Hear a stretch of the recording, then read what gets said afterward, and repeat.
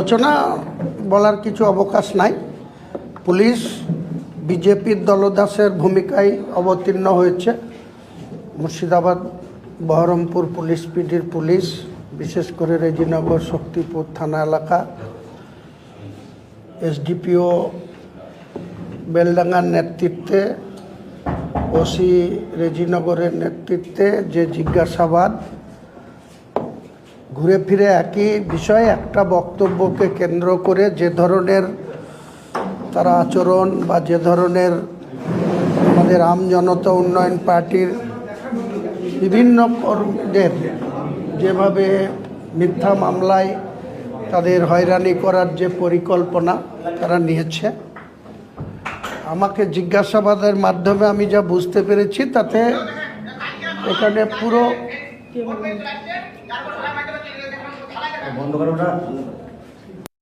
আবার এলাম আপনাদের জ্ঞাতার্থে কিছু খবর দেওয়ার জন্য। আমি প্রথমেই সবাইকে নমস্কার জানাচ্ছি, প্রণাম জানাচ্ছি। প্রবীণদের এবং নবীনদের আমার অনেক অনেক শুভকামনা এবং শুভনন্দন জানাচ্ছি, শুভেচ্ছা জানাচ্ছি। আশা করি সকলে ভালো আছেন, সুস্থ আছেন।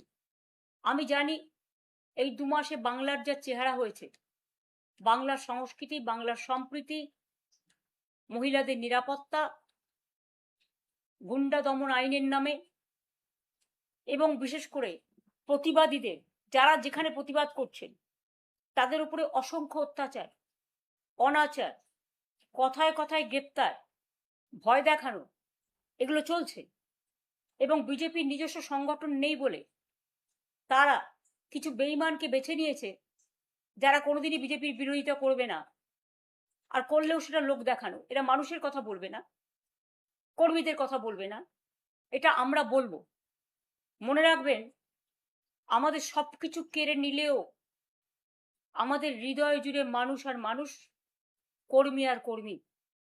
আজও আমি হাওড়ার মিটিং করেছি, গতকালও বেহালার করেছি, পরশুদিনও গার্ডেন রিচ পোর্টে খিদিরপুরের করেছি, এরপর পরও আছে, তার আগেও করেছি। আমি এটা করে যাব। আমাদের কর্মীদের কোথাও মিটিং করার পারমিশন দেওয়া হচ্ছে না এলাকায়।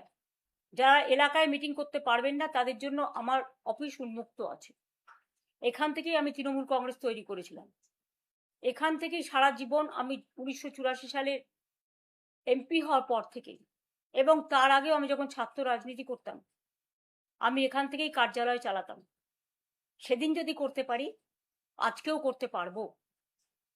আজকে কোনো পার্টিকে টার্গেট না করে আজকে আমাদের জোর করে হারানো হয়েছে। একদিন না একদিন তো সব প্রমাণ হবে, প্রমাণ হতে শুরু হয়েছে। এবং সমস্ত এজেন্সি, সেন্ট্রাল ফোর্স, আমি জানি না কোনোদিন না কোনোদিন তো এরা দিল্লি থেকে পাওয়ার থেকেও চলে যাবে। যেদিন দিল্লি থেকে পাওয়ার থেকে চলে যাবে সেদিন মনে রাখবেন ভয় ইন হয়ে যাবে। আজকে যাদের ভয় দেখাচ্ছেন, ভয় দেখিয়ে আইসি তাদের, আমি সরি, আমি পুলিশের সাথে কথা বলছি, কাজ করেছে, আমার লজ্জা লাগছে। আমি তাদের সম্মান করি, তাদের পরিবারকেও সম্মান করি, তারা একটা ফোর্স। আমি ফোর্সকে অলওয়েজ তার ন্যূনতম মূল্য দিই।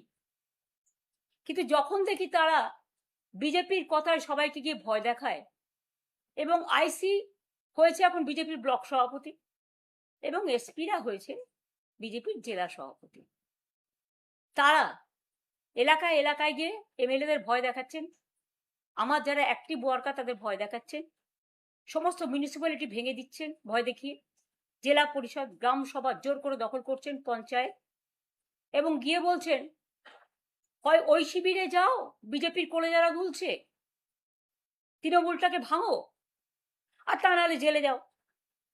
অনেকে জেলেও আছেন, কয়েকশো কর্মী জেলে আছে, সংখ্যাটা কয়েক হাজারও হতে পারে। আমি মনে করি যারা জেলের লড়াই চালাচ্ছেন, জেলে গেছেন, তাদের আমি কুর্নিশ জানাই। আজকে যদি সেটিং আমি নিজে করে নিতাম, তাহলে তো এই অত্যাচার আমাদের সহ্য করতে হতো না, আমার পার্টির কর্মীদের, মানুষকে। কিন্তু আমি কোনোদিন আদর্শকে বিকিয়ে খাই না, মূল্যবোধকে বিকিয়ে খাই না, বিবেককে বিকিয়ে খাই না। মানুষই আমাদের জাগ্রত শক্তি, এবং যে কর্মীরা এখনো আছে হাজার হাজার লক্ষ লক্ষ, তারাই আমার সোনার খন্ডি। আমাদেরও অনেক শিক্ষা হয়েছে। আমি মানুষের কাছে করজোড়ে ক্ষমা চাইছি বেঈমানদের জন্য। আমাদের সিম্বলে তাদের আপনারা জিতিয়েছে। আমরা দুঃখিত, ক্ষমা প্রার্থী। এদের অনেকের অনেক লাগেজ ব্যাগেজ আছে, আগে কেউ আমাদের কোনো রিপোর্ট করেনি। আমি যার সম্বন্ধে জেনেছি আমি কিন্তু অ্যাকশন নিয়েছি, কিন্তু যেটা আমার অজানা, এখন সেই অজানা সত্যিগুলো কোথাও কোথাও আমি জানতে পারছি। এবং সেই ভয়ে মনে রাখবেন, বিজেপি বলেছিল না, ভয় আউট ভরসা ইন। এদের ভয় ইন ভরসা আউট দেখিয়ে ভরসা ইন ভয় আউট করাচ্ছেন। এবং যাদেরই লাগেজ ব্যাগেজ প্যাকেজ আছে তারাই কিন্তু আজকে বিজেপির কোলে দোলা খাচ্ছে। তাদের দোলা খেতে দিন। আমাদের সারা জীবনই সংগ্রাম করে বাঁচতে হয়েছে। যখন আমাদের সরকারও ক্ষমতায় ছিল, যখন বিরোধী দলে ছিলাম, সংগ্রাম করতাম, মার খেতাম, কিন্তু লড়াই কখনো থামায়নি। আজও বলি, আমরা যখন ক্ষমতায় ছিলাম কেন্দ্রীয় সরকার সব টাকা আমাদের বন্ধ করে দিয়েছিলেন। তা সত্ত্বেও আমরা কিন্তু প্রায় 105টা সামাজিক প্রকল্প সাধারণ মানুষের জন্য করেছিলাম। আজকে দেখতে হচ্ছে, আমি নানা রকম ইউটিউবে দেখছি, ডিজিটালে দেখছি, কেউ খালি ভাত, কারো পাতে একটু ডিম নেই, কারো নামে অন্নপূর্ণা ভাণ্ডারে সংবাদ মাধ্যমে যা দেখছি, হঠাৎ করে 500 কোটি টাকা 400 কোটি টাকা ঢুকে গেছে, আর কেউ অন্নপূর্ণা ভাণ্ডার 1 মাস পেয়ে তারপরের মাসে আর পায়নি। বা অনেকে আছে যারা লক্ষ্মীর ভাণ্ডার পেতেন, আমার ঘরের মা বোনেরা, তাদের প্রায় 1 থেকে 1.5 কোটি বাদ দিয়ে দেওয়া হয়েছে। মিড ডে মিল ওয়ার্কারদের, যারা রান্না করতো, যারা মিড ডে মিল দেখতো, একটা করে ডিম খাওয়ার জন্য ছেলেমেয়েরা স্কুলে আসতো, পেট ভরে দুটো ভাত খেত, কিছু সাথে করে নিয়েও যেত। এবং সেই জন্যই কিন্তু মনে রাখবেন, বেঙ্গলে ড্রপ আউট রেটটা প্রাইমারিতে আমরা 0 করে দিয়েছিলাম। আর আজকে সেই ছেলেমেয়েরা ক্ষুধার্ত। হকাররা কিছু করে খেত, তাদের আপনারা পছন্দ করতে পারেন, না করতে পারেন। আমি জানি কিছু লোক পছন্দ করেন ফাঁকা রাস্তায় হাঁটতে, হাঁটুন না, অনেক রাস্তা আছে। কলকাতাতে অনেক কিছু হাঁটার জন্য করে দেওয়া হয়েছে, জেলায় জেলায়। কিন্তু বলুন তো, যে মানুষগুলো রুজি রোজগার কেড়ে নিয়েছেন আপনারা, জীবন জীবিকা কেড়ে নিয়েছেন আপনারা, লাখো লাখো মানুষ আজকে না খেতে পেয়ে মৃত্যু পথ যাত্রী হয়েছে। বারুইপুরে এত নৃশংস ঘটনা ঘটলো, শুধু বারুইপুর নয়।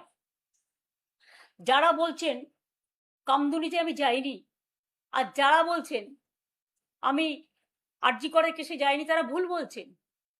হতে পারে তাদের কাছে তথ্য নেই, আমি নিজে ছুটে গিয়েছিলাম। ঘটনা ঘটার সময় আমি ছিলাম ঝাড়গ্রামে, আমি নিজে ওখান থেকে আস্তে আস্তে গাড়িতে ফোনে কথা বলেছিলাম।